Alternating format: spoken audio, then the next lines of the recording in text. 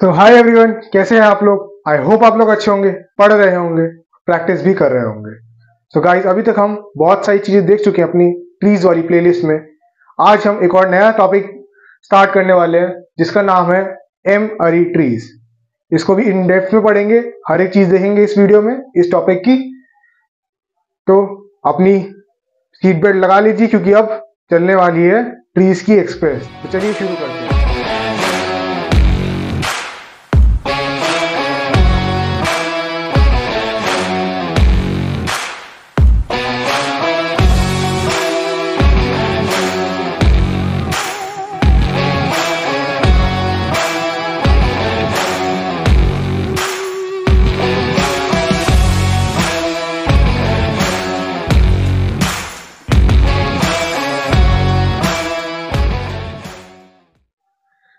तो यार सबसे पहले देखते हैं ये एम अरी ट्रीज का यहाँ पे मतलब क्या है। एम अरी, अभी तक हम बाइनरी ट्रीज के बारे में पढ़ रहे थे, ठीक है। एम अरी देखो, हमने बाइनरी ट्रीज में पढ़ा, ठीक है, हमने बाइनरी ट्रीज पढ़ा, ठीक है। इसके अंदर ये जो बाई था, तुम यार दिमाग में तो आ रहा होगी कि बाई क्या रिप्रेजेंट करता है ना, कुछ तो रिप्रेजेंट करता था। बाई मेरा क्या रिप्रेजेंट करता था उस केस में, मेरी डिग्री रिप्रेजेंट करती थी। डिग्री क्या कि एट मोस्ट मेरी डिग्री कितनी होनी चाहिए, 2 होनी चाहिए, है ना। वैसे ही एम अरी ट्रीज में क्या होगा, एम अरी ट्रीज में जो ये एम है मेरा, ठीक है, एम मेरा डिग्री रिप्रेजेंट करेगा। क्या डिग्री रिप्रेजेंट करेगा कि एट मोस्ट मेरे पास M number of child node होने चाहिए, ठीक है। इतना क्लियर हुआ, ठीक है। M number of child nodes, जो कि डिग्री इसमें केस में अगर यहाँ पे बाय था तो यानी 2 लिया। ऐसे ही एम अरी के एग्जांपल भी ले सकते हैं, जैसे 3 ले सकता हूं मैं, 3 अरी हो गया, ठीक है, 4 अरी हो गया, 5 अरी हो गया, ठीक है, एंड सो ऑन, ठीक है।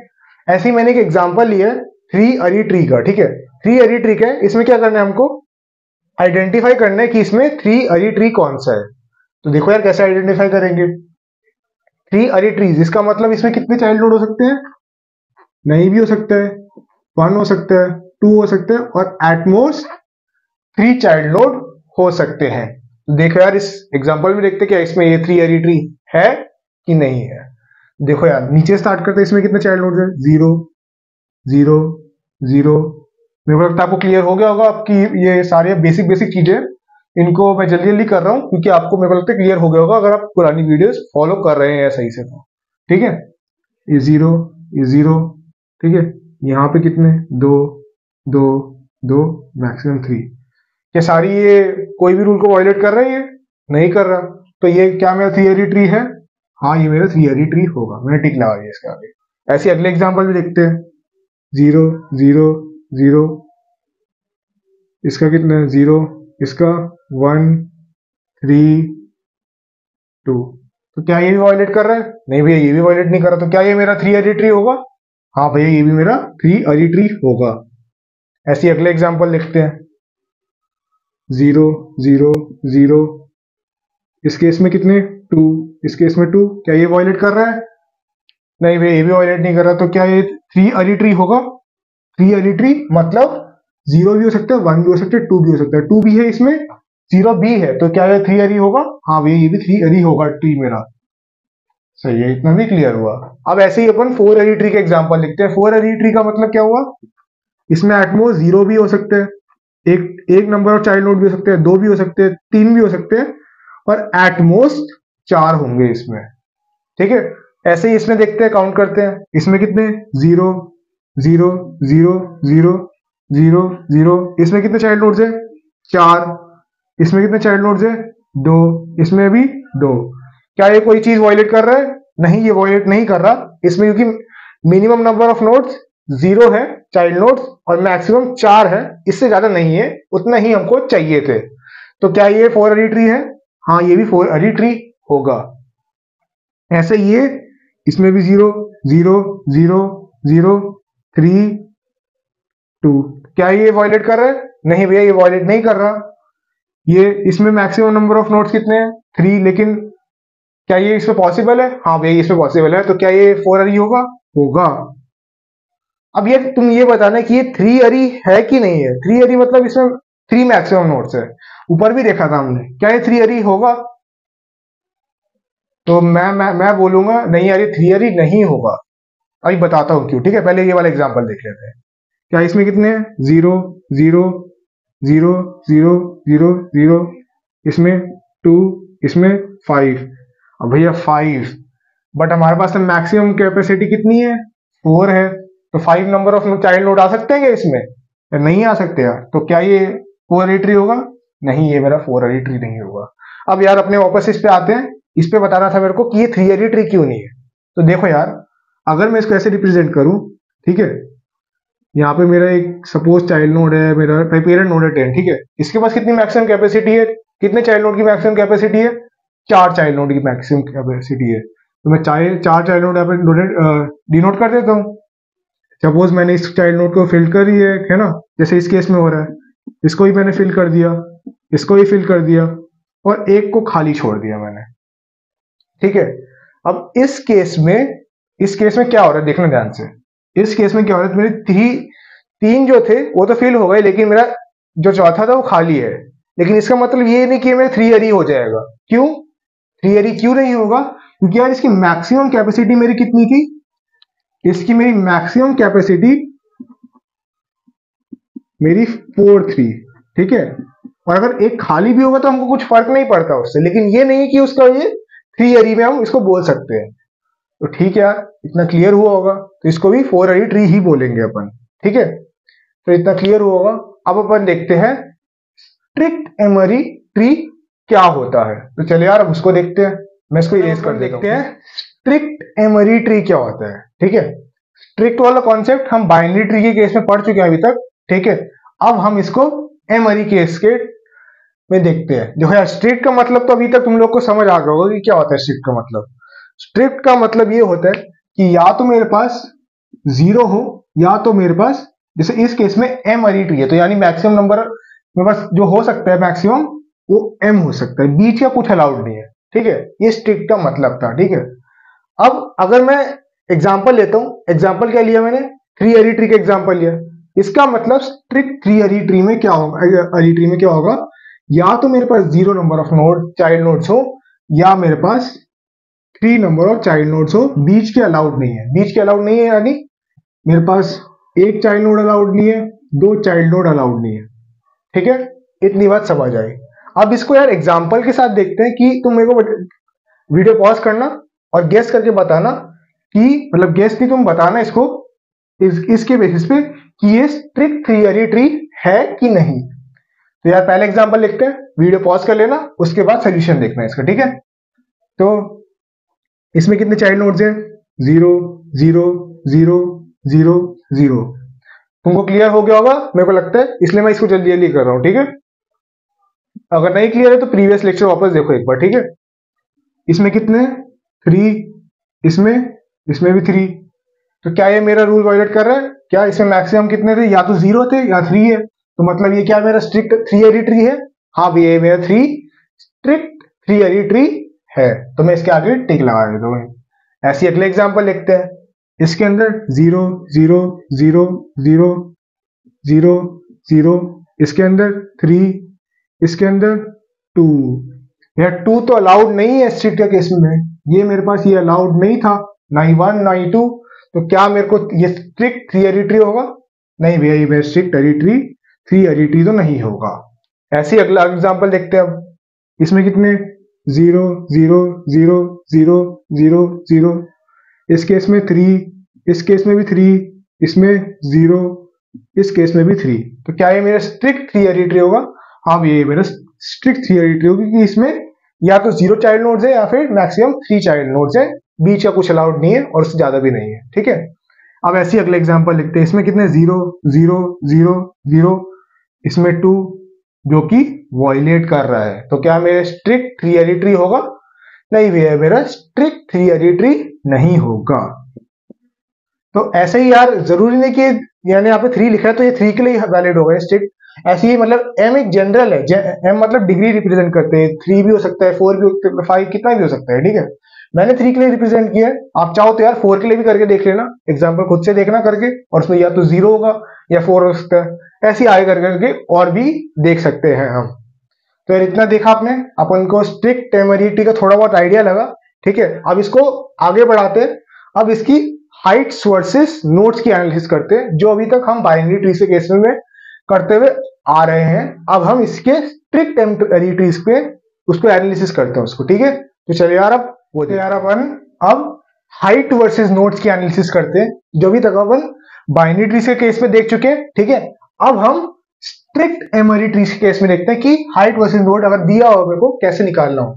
इसके अंदर जैसे हमको पता था कि दो केसेस बनते थे, दो केसेस क्या बनते थे कि अगर मेरे को हाइट गिवन रहता है, ठीक है, तो मेरे को नंबर ऑफ नोड्स निकालनी होती है। ऐसी अगला केस, अगर मेरे को नोड्स गिवन रहता है तो मेरे को हाइट निकालनी होती है गिवन ट्री की कितनी है। अब यार हम वापस से इसमें 3 एरी ट्री का देखते हैं, एग्जांपल उसी के देखते हैं। अब तुम बोलोगे यार भैया बार बार मेरे को 3 एरी ट्रीज ही ले जा रहे हो, कोई और भी लो। क्या मैंने 3 एरी ट्री लिया, तुम चाहो तो यार 4 एरी ट्री 5 एरी ट्री करके भी देख सकते हो, वो मैटर नहीं करता, कि एक जनरल केस है, हम जनरल केस के लिए फॉर्मूला निकालेंगे, ठीक है। 3 एरी तो हमने बस समझने के लिए लिया है, ठीक है, ताकि तुमको अच्छे समझ आए, उसके बेसिस पे लिए, बाकी फॉर्मूला तो जनरल का ही निकालेंगे, ठीक है। तो इसको एग्जांपल के थ्रू समझते हैं, ठीक है, इसको एग्जांपल के थ्रू समझते हैं, फिर इसका जनरल फॉर्मूला भी निकालेंगे। सबसे पहला केस क्या है, सबसे पहला केस अपन हाइट गिवन है और मेरे को नंबर ऑफ नोड्स निकालने हैं। देखो यार कैसे कैलकुलेट करूंगा। सबसे पहले जब मेरी हाइट 2 है तो यार यहाँ पे मेरे पास कितने नोड्स हैं मिनिमम के केसेस में, 3 6 7। यहाँ पे मेरे नंबर ऑफ नोड्स कितने हैं मिनिमम के केसेस में, 7। ऐसे ही मैक्सिमम केसेस में कितने हैं, 3 6 9 12 13, ठीक है। मैक्सिमम के केसेस में इतने थे। ऐसे ही मिनिमम केसेस में यहाँ पे कितने हो रहे हैं, 3 6 9 10। और यहाँ पे मैक्सिमम केसेस में कितने हो रहे हैं, ये 27। मतलब ये नोड्स ही है सारे, मैंने इसको लाइन से रिप्रेजेंट की, हुई जगह नहीं थी मेरे पास, ठीक है। ये 1 4 4 और ये 4 और ये 9 और ये 27, ठीक है। 1 + 3 + 9 + 27, ठीक है, जो कि मेरा टोटल हुआ था 4 13 13 23 27 40, ठीक है। ये मेरा नंबर ऑफ नोड्स है। अब यार देखते हैं, हम एक चीज ऑब्जर्व करेंगे, ठीक है। अभी तक अब अपन कैसे इसको निकालते हुए आ रहे हैं, जितनी भी डेरिवेशन थी, सारी डेरिवेशन हम अभी तक ऑब्जर्वेशन के बेसिस पे निकालते हुए आ रहे हैं। ऐसे ही अगर 3 एरी केस है, इसके अंदर भी हम ऑब्जर्वेशन की तरह ट्राई करते हैं। क्या ऑब्जर्व कर सकता हूं मैं, देखो ध्यान से, 7 है, 7 को मैं क्या लिख सकता हूँ, 7 को मैं लिख सकता हूँ 3 × 2 + 1। कोई दिक्कत तो नहीं है यार इसमें, नहीं यार कोई दिक्कत नहीं है इसमें।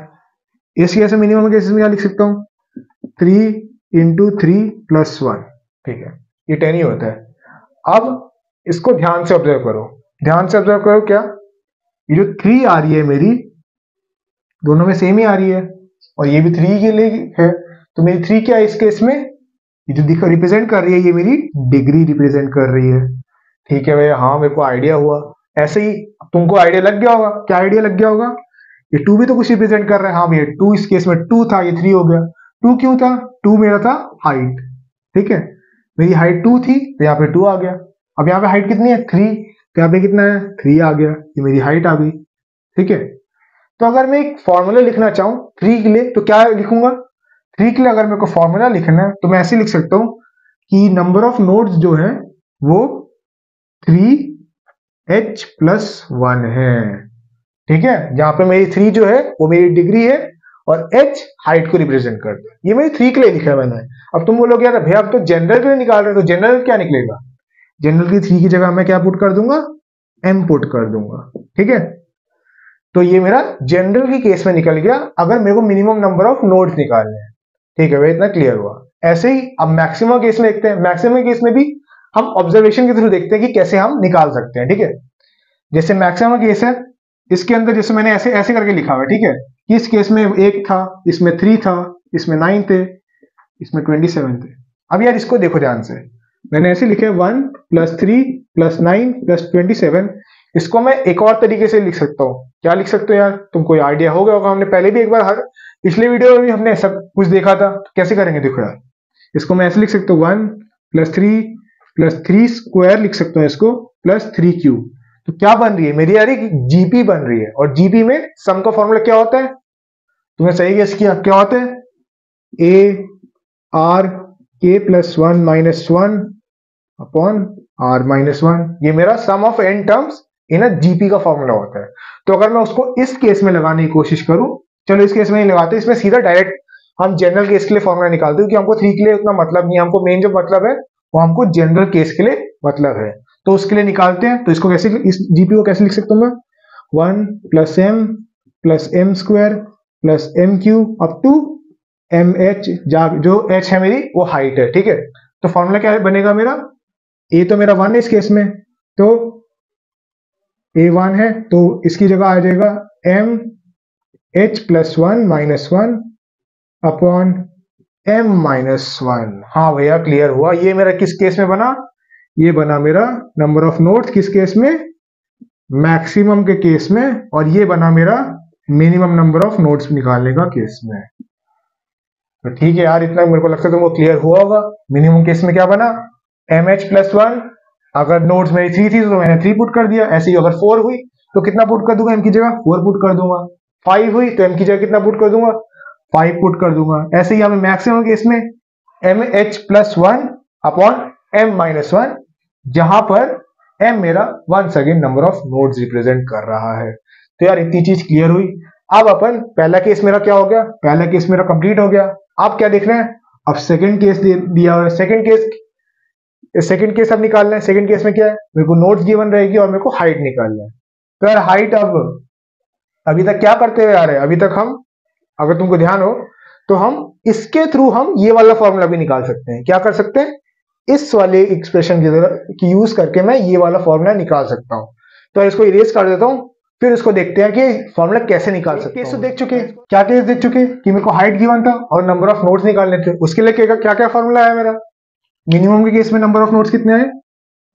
mh +1, और मैक्सिमम केस में क्या आया? मैक्सिमम केस में आया mh +1 - 1 अपॉन m -1। ठीक है, इतना क्लियर हुआ। अब हम यार प्रीवियस वीडियो में, तुमको याद होगा हम क्या करते थे? अगर हम, तुमको ध्यान हो तो हम क्या कर सकते थे? जो यार मेरा मिनिमम का केस था, मेरा मिनिमम का केस यहाँ पे जाके मैक्सिमम नंबर ऑफ, अगर हाइट निकालना होता था तो हाइट के लिए ये मेरे पास मैक्सिमम का फॉर्मूला बन जाता था। और अगर मेरे को मैक्सिमम यहाँ पे दिया हुआ था तो यहाँ पे जाके मिनिमम के लिए हम यहाँ से फॉर्मूला निकाल सकते थे, मिनिमम नंबर ऑफ हाइट के। तो यार देखो कैसे निकालेंगे। अब देखो यहाँ पे यार मेरे को मिनिमम के लिए कितना फॉर्मूला था उस केस में? अगर मेरे को मिनिमम नंबर ऑफ नोड निकालना था, उसका फॉर्मूला था mh +1। तो यहाँ पे मेरी मैक्सिमम हाइट कितनी बन जाएगी? मैक्सिमम, अगर मैं यहाँ पे इसको यहाँ पे से ले जाऊं तो मैक्सिमम हाइट मेरी कितनी बन जाएगी? n - 1/m। ये मेरी बनेगी क्या? Maximum height. ठीक है यार, इतना समझ आया। अगला केस देखते हैं। अगला केस, अगर मेरे को मिनिमम हाइट निकालनी हो तो मिनिमम हाइट, इसको पहले यहाँ पे लिख देते हैं, n - 1/m। अब मेरे को मिनिमम हाइट निकालनी है। मिनिमम हाइट क्या निकलेगी? अगर मेरे को नंबर ऑफ नोड दिए हुए mh +1 - 1 अपॉन m -1। अब मैं आप इसको सॉल्व कर देता हूँ। ठीक है, इसको यहाँ पे लेके गया, mh +1 - 1 m - 1 + 1 mh +1। अब इसको लॉग ले लेता हूं मैं। ठीक है, लॉग मैंने लिया, लॉग n लिया मैंने। ठीक है, n, चलो यार दूसरा लॉग ले लेता हूँ। लॉग क्या लूँ? चलो लॉग बेस x ले ली। ठीक है, कुछ भी x, कोई भी रैंडम हो सकता है। ठीक है, n m -1 + 1, और ये m यहाँ पे क्या बन जाएगा? ये h +1। अब m यहाँ पे चला जाएगा मेरा, तो क्या फॉर्मूला बन जाएगा? देखो ध्यान से,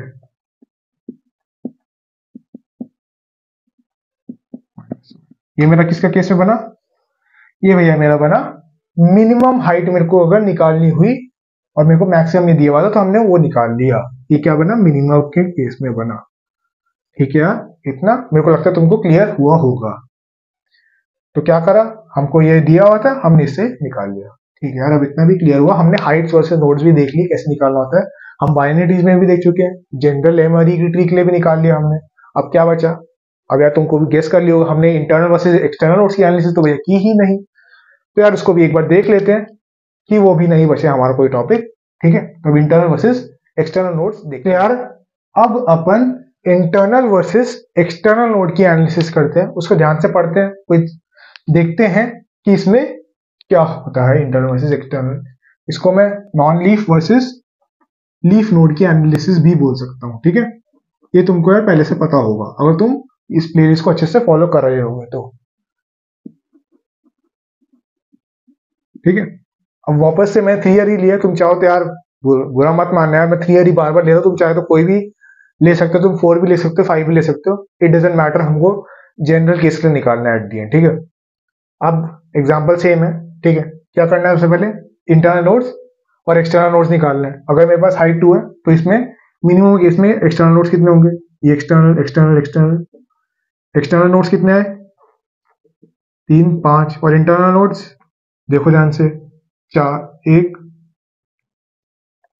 इंटरनल नोड्स कितने हैं मेरे पास, 1 2 इंटरनल नोड्स है। ठीक है, ऐसे ही अभी अगले मैक्सिमम केस में देखते हैं, इसमें कितना एक्सटर्नल, 3 6 9। ठीक है, और इंटरनल केसेस में 3 4। ठीक है, इस केस में आते हैं, इस केस में एक्सटर्नल कितने हैं, 3 5 7, इंटरनल 1 2 3।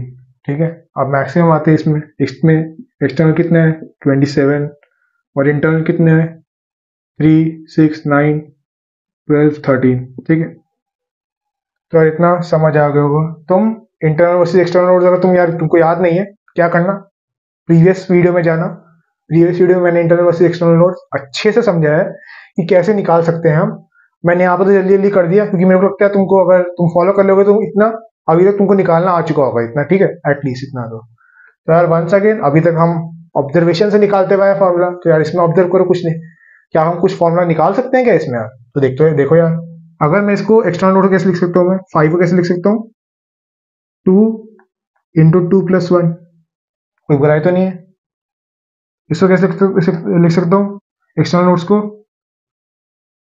2 into 4 plus 1। ठीक है, इतना भी कोई दिक्कत नहीं है। अब इसको कैसे लिख सकता हूँ, 2 इंटू 3 प्लस 1। नहीं भैया, इसमें भी कोई दिक्कत नहीं है। इसमें देखो 27 को 2 इंटू 13 प्लस 1, इसमें भी कोई दिक्कत नहीं है। तो यार तुम एक चीज अब ऑब्जर्व करना, ठीक है, क्या ऑब्जर्व करना कि जो 2 इंटू 3 2 प्लस 1 लिख रहा हूं मैं, ये 2 मेरी क्या है, यहाँ पर 2 मेरी क्या है, 2 मेरी कुछ नहीं, 2 मेरी क्या है, 2 मेरी इंटरनल नोड है। ठीक है, ऐसे यहाँ पे 4 कितनी नोड है, 4 मेरी इंटरनल नोड है। ऐसे ही 3 यहाँ पे कितनी क्या है, मेरी इंटरनल नोड है। फिर यहाँ पे 13 क्या है, 13 में मेरी इंटरनल नोड है।